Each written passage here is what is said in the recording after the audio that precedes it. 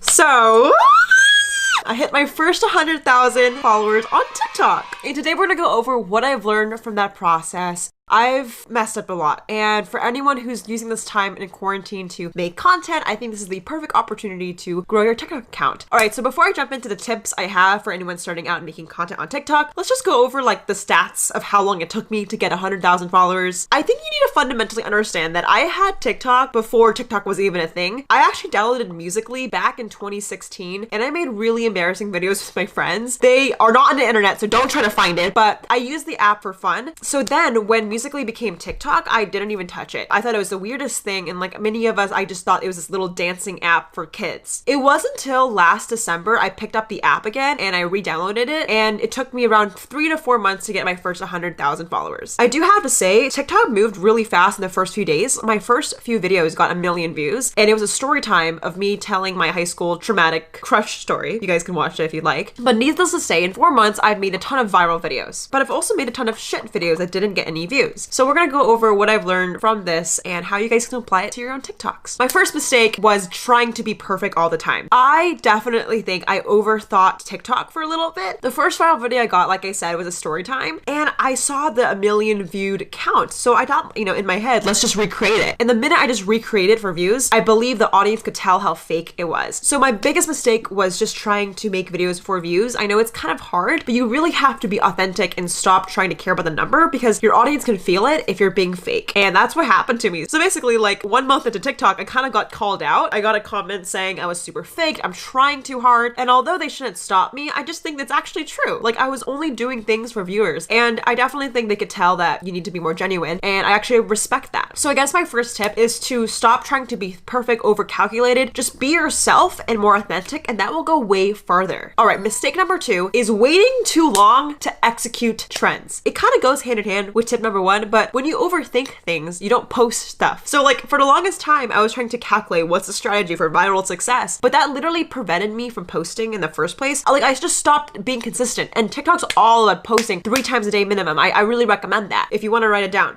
Go ahead. My biggest mistake was trying to prioritize quality, and it sacrificed my quantity. And I know this is controversial, but I really do believe quantity brings quality. If you do it enough, you'll actually be able to get better. And of course, you should put out meaningful content. But I also believe that I learned that you have to be frequent with TikTok. It's all about frequent touch points. So in a weird way, if I were to prioritize quality or quantity, I'd pick quantity. So my biggest tip going off of this mistake is don't be afraid to save stuff to your drafts. You don't even need to post it sometimes. You can just save it to your drafts, but get in the habit of recording often. If you're so far enjoying this video, make sure you give this video a like. I'm just honestly spitting out my knowledge I've learned over the past 4 months. So if you're so far enjoying it, just let me know in the comments. I'd really appreciate it. Okay, before I go into my third learning mistake, I do want to say that 100,000 followers is a lot. Like, I remember when I was a kid, I feel like we all started YouTube channels back in the day. I grew up watching Bethany Mota, who was like a beauty YouTuber. And the reason why I'm telling you guys this story is because I remember the biggest number in any YouTuber or influencer's dream is like 100,000. It's like a big deal. Like, that's when you get your YouTube plaque and everything. And although I didn't get a plaque from TikTok, I definitely think, you know, TikTok is this opportunity where it was when YouTube 5 years ago. And I feel like now 100,000 is like nothing compared to TikTok, because people are getting millions and millions of followers in a span of a month. But needless to say, I think this number is still monumental and we should celebrate it. And for anyone who feels like they're not up to par or they don't have enough views, I just want to quickly remind you that 100, 1,000, you know, 10,000, connecting with that much people is still a lot. And I think social media is blown out into proportion where you have to have 1 million or 20 million followers to be happy. But even if you have a few hundred or 1,000 people watching you, that's just still mind-boggling to me that 100 people or even a dozen are just watching your content. I guess what I'm trying to say is we should all be more thankful about the audience and platform that we do have, instead of complaining like we don't have enough views. I just want to put a reminder out that although I'm talking about numbers and all these statistics of how to go viral, I want to remind you that it's okay if you don't have 1 million or 1,000 subscribers. Even just a few hundred people that you're impacting is super important and really mind-boggling. So just want to put that disclaimer out there. All right, number 3 is not pitching my TikTok to brands. If you guys don't know, you can actually make money on TikTok. Even if you have only like 10,000 followers on TikTok, that's actually still enough to start to make a little bit of capital. My biggest mistake was not pitching my account to brands soon enough. So I obviously have this YouTube channel where I do brand deals. I forgot that TikTok was a social media. So I literally, whenever I would do sponsorships, I would not even mention I had a TikTok. You know, brands were like, do you have any other profiles? And I was like, I forgot that I had a TikTok with 100,000 followers. So most recently, I've been adding my TikTok profile to my media kit. And a media kit is what you send to brands an email so they can look over your profile and data to see if they want to work with you. And most recently, I've actually landed a brand deal with a bank. It's kind of weird and crazy. The bank's called HSBC. It's one of the largest banks in the world. And we did a whole campaign and they basically paid for my TikTok. And this is not about making money because I genuinely believe in the brand and the people that I'm working with. But I was just surprised that you could even do that in the first place. So my biggest mistake, I guess, was just not realizing that I had a value in a platform and I could work with brands way sooner than I thought. So if you guys want to see a whole video about how to make a media kit, I will make one, just comment below. But yeah, it looks like this. I'll put some screenshots up here. It's a PDF of all my data from TikTok and I can show you how to make one, but that's what I sent out to brands and it actually really worked. So I guess I learned I didn't have to wait till 1 million followers to get a brand deal. You could have 100,000 or 10,000 and get started making money on TikTok now. All right, number 4 mistake is not using original audio. I didn't realize that TikTok is not just a dancing app. That's one of the biggest misconceptions that everybody has. I feel like the first thing that you do when you go on TikTok is see Charli D'Amelio and then Addison Rae and think like, oh, I have to be a dancer now. For the longest time, yes, I was doing lip syncing videos and dances.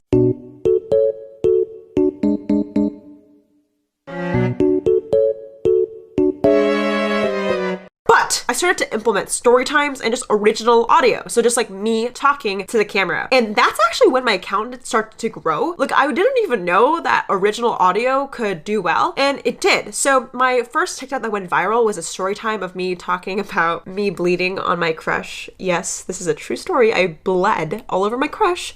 And I accidentally touched my butt. My hand grazed my ass.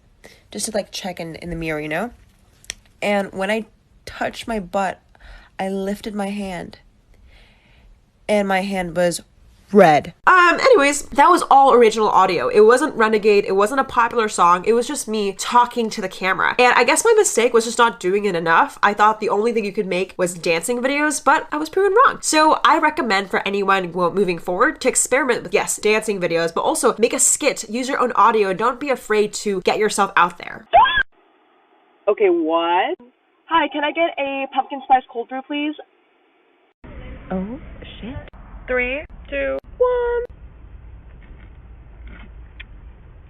It straight up tastes like a pumpkin pie. All right, so my last and final mistake that I've learned from is not making TikTok friends earlier on. So let me give you guys a story. Apparently, we're all aware that you can DM people on Instagram. There's literally videos and trends that are all about DMing celebrities and people. And for some reason, we don't bring that same logic to TikTok. Like, I feel like it's more weird to reach out to people on TikTok than it is to Instagram or something. Long story short, I've actually made a friend on TikTok. And what I did is whenever I find someone that's funny or I want to be friends with, I think we just comment on TikTok and leave it as is. But you can actually just go ahead and DM them. And what happened was there's this photographer on TikTok, he's Brady, and I found a video from Brady, but I wanted to be friends with him. So I DM'd him to let's go on a virtual photo shoot together. The next day we had a phone call on Zoom and we immediately clicked. We not only took some amazing bomb photos, but we just had a great time and he ended up coming to my Zoom birthday party.